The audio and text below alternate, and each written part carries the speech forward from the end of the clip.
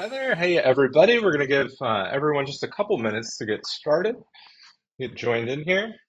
I'm Ryan Tagg. You may have seen me from previous episodes of DP Discover, but my role at Dominion Payroll is director of our Tampa location, director of sales at our Tampa location.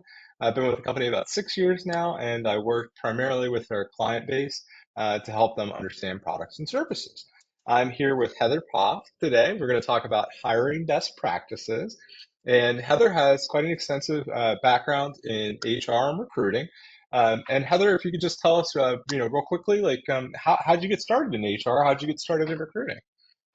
Yeah, thank you so much, Ryan. I'm really excited to be here. It's actually a funny story how I got started in recruiting. It was kind of a friend of the family had a medical staffing company, and I started out in business development for her. Did really well there, and then basically got recruited into a third party recruiting company where I learned how to do kind of the full desk, still a little bit of sales, but mostly recruiting, finding my own clients and then, staffing for their needs. Spent some time in that third party space. And then my most recent experience was on the corporate side. I had about 8.5 years at a small SaaS company in Tampa Bay, where I was the talent acquisition and HR director. So that's been kind of the bulk of my career there, and really focusing on that talent acquisition piece. And now, obviously, I've started my own company, so which Yeah, I now you're just taking it bio. all on, That's right? important to mention. Uh, Yeah, yeah, that's great. I mean, I'll tell you, as somebody who, I took over kind of like management about 2 years ago. I entered kind of the manager side, and I've had to do a lot of hiring in that time period. It is yeah, difficult to find people. It's difficult to keep people. I guess it all starts with who you source from yeah. originally. And I guess that kind of leads me to my first question is, um, are there any basic first steps a company should take when looking to make that hire? Yeah, absolutely. That's a great question because I think it really, having some of the basics ironed out is really going to set you up for success, right? And so the first few things that I typically will focus on are, the job description, the budget, and then key decision makers, right? And I'll certainly dive into each of these, but job description, right? You get a rec open, or you have a need, and you have a template that maybe you've used forever, right? And because we all have a million things going on, you just slap it up on a job board and kind of pray and hope for the best.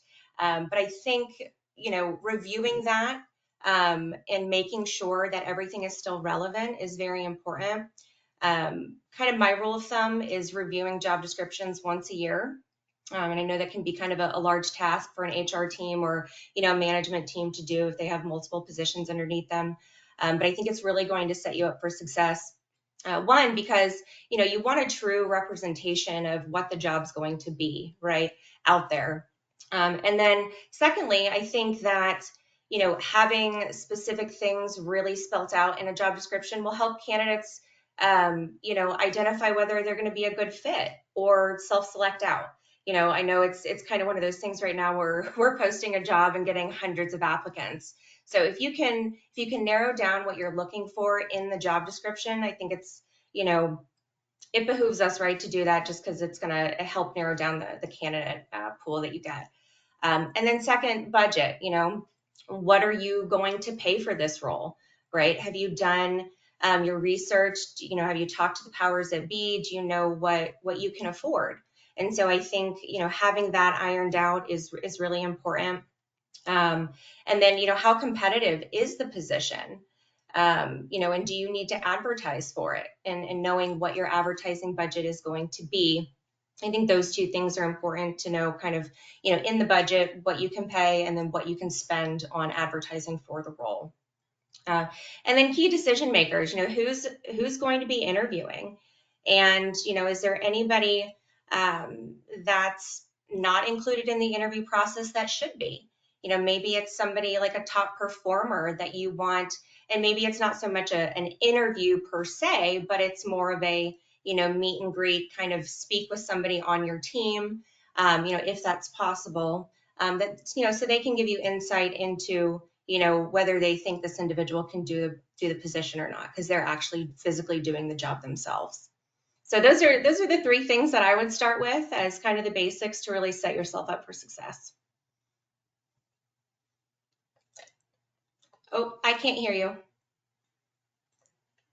Thank you very much. Forgot to unmute. Didn't want to distract you. No. And just to put this out there for everybody, I know we put a note in the chat, but if you have any questions for myself or Heather as we go through and our discussion, please feel free to pop them in the chat, and we'll stop when we can and answer those for you. You'd mentioned the budgets.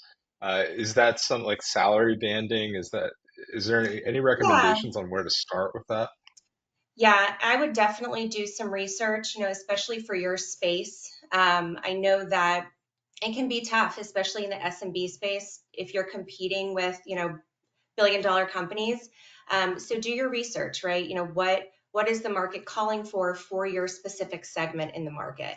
Because that's going to vary. SMB space is going to be, maybe a lower salary than a Fortune 500 company. So do your research. But I think too, maybe talking to a CFO or whoever is controlling departmental budgets is important to talk to say, hey, what do we have to spend on this person? And, maybe you get sort of the thumbs up. Hey, if I find the absolute perfect candidate, can we be creative with the compensation? Can we do a signing bonus?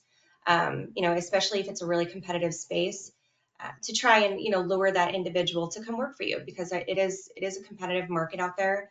And some people, and this isn't obviously something that we can necessarily control all the time, but some companies can, just afford to pay more. So just doing your research and knowing your homework, doing your homework. Got it. Thank you. Yeah. Yeah. And so say me, like Ryan, gets started as a manager, never Yeah, interviewed anybody before. sure. How would you have prepared me? Yeah. How No, would you that's prepare a hiring manager? absolutely. That is a phenomenal question. And I think something that gets overlooked a little bit, especially in the, kind of SMB space, a lot of managers kind of grow up with the company, which is fantastic. You want that, that growth within a company. But we assume because people have manager or director titles that they have, sort of the training or the knowledge on how to do a meaningful interview. And so things I used to do as an HR director, um, first and foremost, creating interview templates was huge for my managers. It gave them a guideline and allowed them to feel confident going into that interview, right? They know exactly what they need to ask. Nothing is being left out.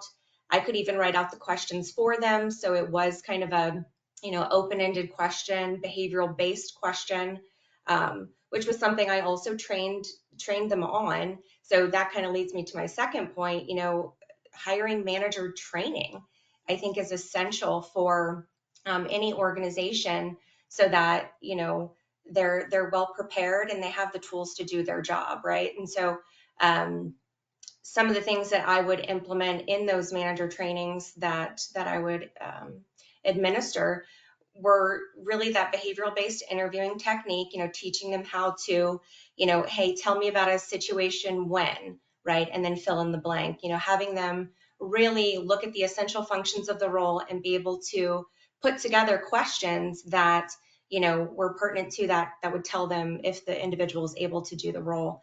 And then also, having them look for what's called the STAR method. And this stands for, situation, task, action, and result. And, having them be able to look for that, I think, is key, because they know that the individual has, you know, said, question, and can do that in the new role that you're looking to hire them for. And it's more of a full encompassing story is what they're looking for, right? So, what situation were they in, what task were they given, what action did they take, and what was the result, right? So you're seeing the full picture, of the situation they were in and how it played out. And hopefully, it worked out well. But if it didn't, also look for maybe, what lessons were learned. So I think that's really important, to implement that new hire training, or not new hire training, but new manager training rather. And then also have them identify, top performers on their team. What are some intangibles that those folks have that maybe they'd like to see more of? Um, and have them identify that, so you, as maybe the first interviewer, as an HR director or whomever, can hopefully hone in on those things during that interview. Maybe they're really positive, or they need more, folks that are really analytical, right? Things like that. So and then also identify skill gaps. I know we've all had, let's say, quote unquote, bad hires, or folks that just didn't work out. And so what was it? What was it about that individual that didn't work out? And really be able to identify that, so you can kind of hopefully weed that out in the interview process. I really like that STAR method. I hadn't heard that before, but I kind of sometimes struggle thinking of, like I understand like the concept of asking somebody a question, right? Like, Sure. tell me about a certain situation, right? And what happened, but this really kind of simplifies it in a way Yeah, that's easy to understand. And you can kind of right. apply it to a lot of different questions, right? Depending on who you're hiring for, of course, it kind of works for everybody. Absolutely.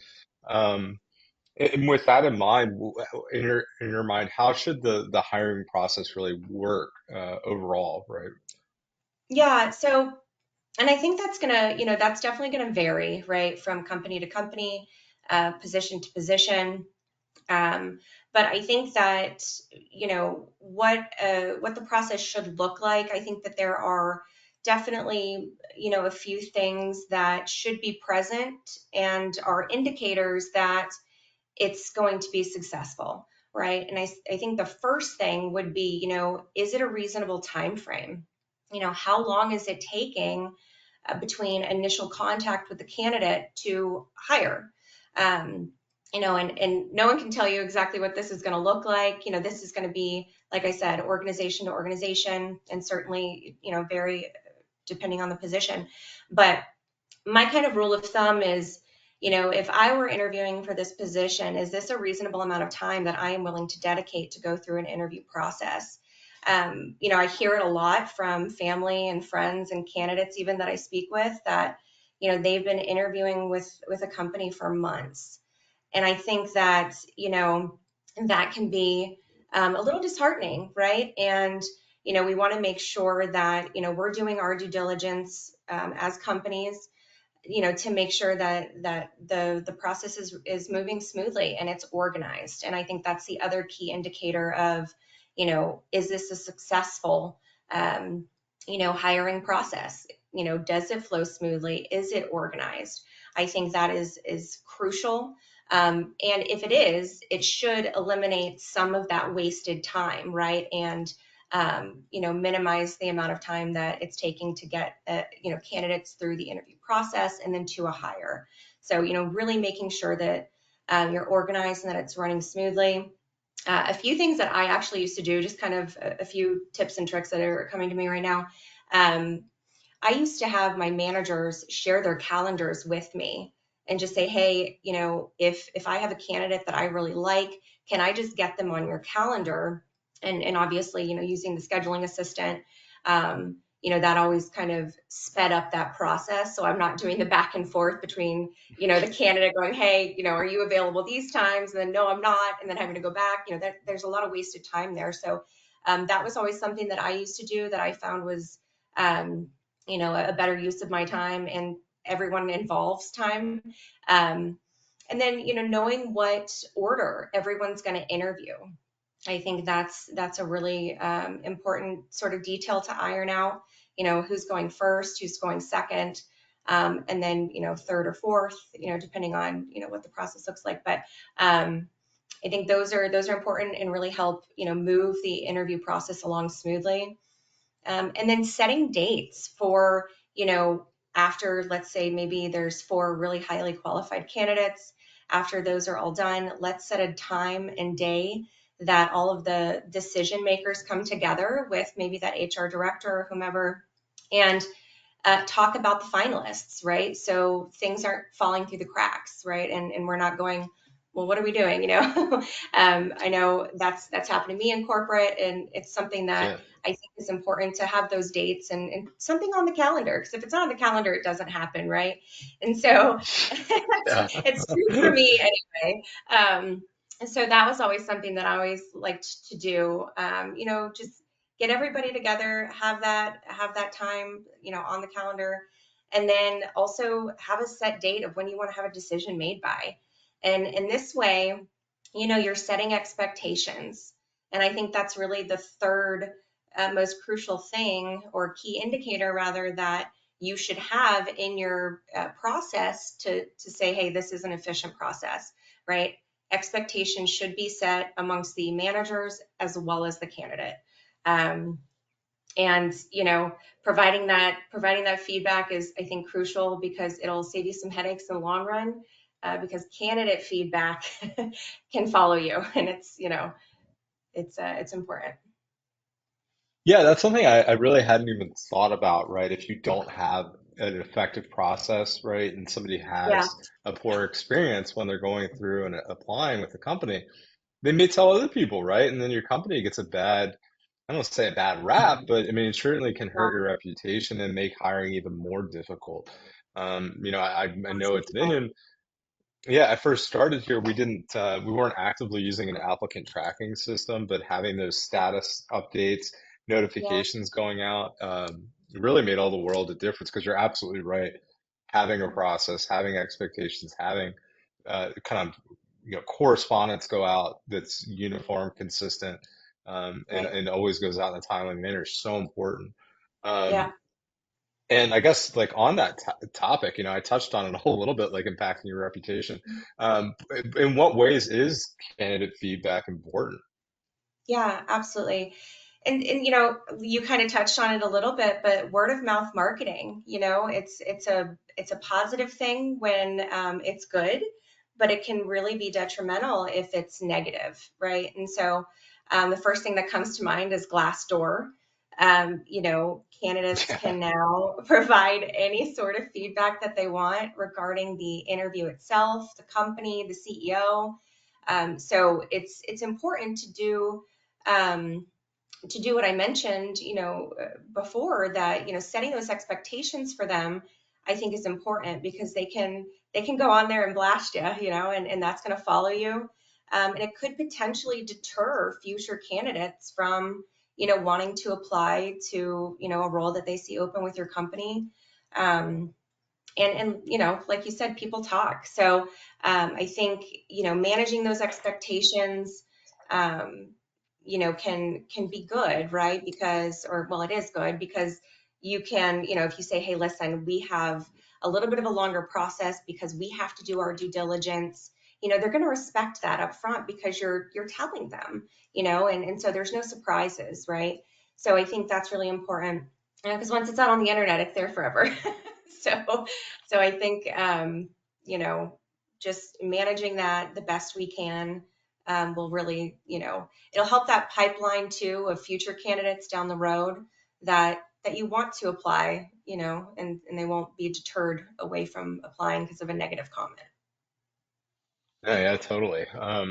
Learning more, yeah, more Yeah. about the importance of all these things, right? Um, Right. so once you actually have someone hired, right? I've gone through quite a bit of hiring recently. What can I do to keep these people around? Like in what ways can companies help their employee Yeah. retention? Yeah, I think there's a lot of things I think that you can do, in the way of retention efforts. But I think the biggest things, right, is, are compensation. Um, and these are things that may be a little bit outside of our control, but if you can control them, you know, by, obviously being able to pay a competitive wage, are they being paid according to market standard and their skill set, right? I think that's first and foremost. We all work to provide a comfortable lives for ourselves and for our families, and so that's the first thing, right? And then, secondly, I think, is there a meaningful merit increase program in place? My former company that I was with before I started my own business, we did when we could basically inflation increases, and now it wouldn't necessarily be completely to match that gap, but we would do something to try and make folks whole, if you will, because we understood that the market was just crazy and the prices of everything had gone up. And so if that's something you can do, then I think that that's really going to help and impact your turnover rate. And then, I think it also starts really from the very beginning. That onboarding process and everything we've kind of covered up until this point. Did their onboarding go smoothly? Did they have a good experience? First impressions really do, kind of resonate and stick with folks. And so I think, it starts there. And a few things to kind of, I think, help with that. Some things that I used to do when I was in corporate, whenever possible, I tried to hire in groups. Nobody likes to be new by themselves. And so I always found that this really just had a great sort of retention, piece to it. When I would hire in groups, folks felt, like, they had a team that they were working with, they could bounce ideas off of during, training. And it created sort of that sense of camaraderie, right? So if that's possible, try to do that. And if not, assign a buddy or kind of a mentor to that individual that you're hiring. Maybe this is somebody that they're going to be working really closely with, or that's on their current team. Definitely, you want somebody that's kind of a cheerleader for the company, that's positive, that's going to get them kind of pumped up and excited to be there. And a lot of those, a lot of times, and I'm sure everyone's kind of thinking like, yeah, I know exactly who I'm, thinking of right now, of who those individuals are in your organization. But, those folks, they won't even mind, because they are that positive, sort of force, right? So, if not possible to, hire in groups, assign that buddy is really important. And then also, check-ins during that 30, 60, 90 days. I think it can be neglected. And one, it shows that you care, right? How are you doing? Is this job matching up to what you were told during your interview process?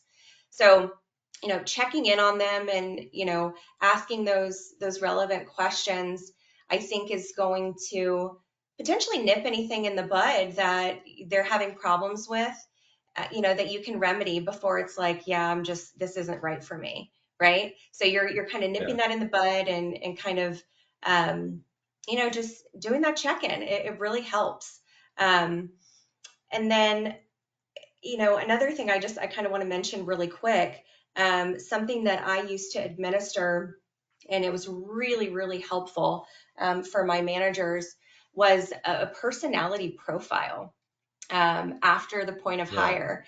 I used to do what was called DISC profiles. It's DIS and C, and that could be a whole other webinar in itself. But it really just spells out, how the candidate or the employee, rather, at that point, likes to be communicated with. And we've all seen the correlation between turnover and management.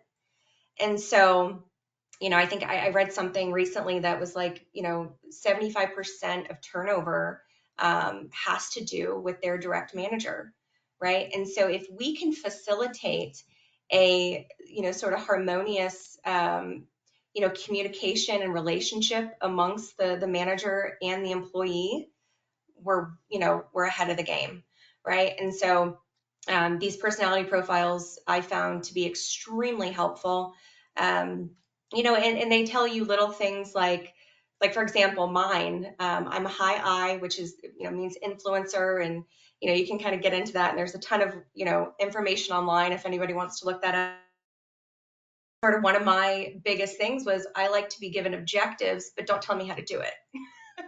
So, That's interesting. so that was something I think that was important for, anybody that I was reporting to understand about me, and if I needed assistance or if I needed help, I would certainly ask for it. But, that was kind of one of the things. And that made my relationship with a lot of my former managers just a lot better, because they knew how to communicate with me. It was one of those things. And, on the opposite side of that, it helped me as a manager, manage my folks and just, say, hey, how do you want me to communicate with you? What's going to be the best thing for you, um, to thrive here. So those were always some of the things that I would implement when I was in corporate. Um, and then lastly, just be creative. Create an environment that folks want to be a part of. Um, you know, I'm sure, everybody on the call, you guys know your teams, better than anybody else. And so figure out what makes your teams tick and try to implement things that, are fun for them. Um, you know, an example, we had like a standing call and everybody would bring their pet, and kind of showcase their pet. Little things like this. I had my former team that I managed, we were all dog lovers. And so, yeah, Yeah, sorry. Had to do that's it. fantastic. That's fantastic. Yeah. I don't know if I have, yeah, there's my Rowdy. I don't know if you can. Oh. Anyway, yeah. Um, so I think, just being creative, and I know it's a little difficult too in a kind of a remote world that we live in, but lunch on us. Send them, an Uber Eats link, and they can, order themselves lunch, from home. Things like that. There's all kinds of little things that you can implement that, you know, just, tell your folks that you care. So I think all of those are good pieces for retention. Um, and so, yeah, that's where I would start. No, that's great. I think that's really interesting. We do so at Dominion Payroll, we use Wonderlic prior to hiring, during the Yep, application process to yep, identify personality traits, sure. intellect, IQ exam, all that stuff. But it's interesting. I'd never really heard about doing a personality test. Afterward, I'm trying to understand more about like what motivates people, how to motivate people. So that's really interesting. That's something that Yeah, I think we would certainly, or at least I personally would benefit from with my direct reports. Well, Heather, yeah. thank you so much, guys. We just have a couple more minutes. If I'll give everybody just another minute to ask any questions, if you have any. This is really helpful for Good. me. I mean, I hate to be all selfish about it, but like I said, like it's a learning process, right? Absolutely. I think right before the call, Heather and I were talking about like it's impossible to know everything. And, whenever you're a manager, you move into management, it's just you're constantly growing. So, I learned a lot from this, particularly with hiring and managing people. I didn't realize how difficult it was in like a unique way. It's Yeah, not so much doing the job; you have to answer a lot of different questions. And people, to your point, and you articulated this really well. Everybody has different needs, and you have to yeah, address those needs yeah. uniquely. So. Um, well, thank you so much. Dominion Payroll does offer applicant tracking solution here if you need help with that. Unfortunately, or fortunately for Heather, we don't do any kind of recruiting here. But if you want if you want help with that, Heather has her own business, and she obviously has a lot of background and knowledge with that. We'll be sending out a link with her contact and business information afterward, also with the recording of the webinar. If you have any product related questions, if you need any help with your account, if you're an existing client at Dominion, or you want to explore becoming an existing or a new existing client with Dominion Payroll, feel free to reach out to me. But thank you all so much for joining, and Heather, thank you so much for attending today. I appreciate it very much. Absolutely right. And I do want to just mention one other thing really quick. Really, everything I mentioned here, if that's something that you're looking to stand up at your company, this is also something I do, some, HR consulting. So happy to, be of assistance if that's something that anybody on the call needs. Perfect. Well, thank you again, Heather. Really appreciate it, and I hope everybody else has a great day. Thank you again. Awesome. Thanks, Ryan.